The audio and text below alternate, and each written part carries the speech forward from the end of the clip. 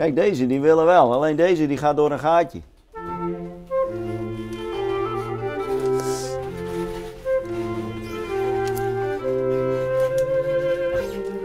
Ja, maar ik wil weer een stukje tape van jou, een beetje langer. Ik ga er nooit in een oerwerk zitten, waar ik dus dagelijks mee bezig ben, maar hier zit ik er echt in. En dat is wel heel bijzonder. Ik ben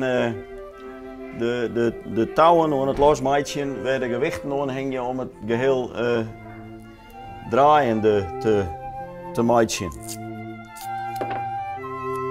Dit stukje hebben we justerhand.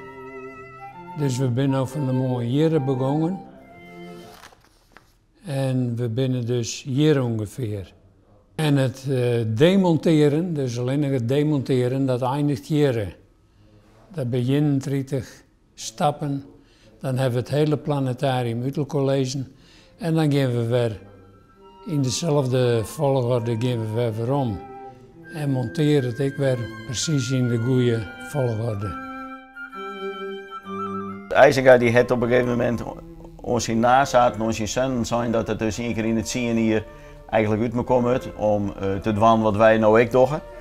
En we hebben dat dus het hele weer waarom hebben we het helemaal uit elkaar gewoon en restaureerd. En als je nou ziet hoe het erin staat, dan denk je van ja, het is wel nodig.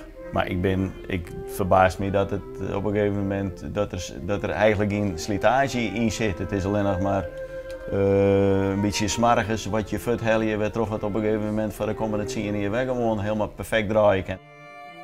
Ben je er trouwens alleen? Ik kan me vaststellen, een muziek daar ik wel een leuk plakje haken. Ja, maar ja, dan ben je hier al te geren, want je zit een spiegel achter. En als je daarin stiert, dan is je net meer alleen.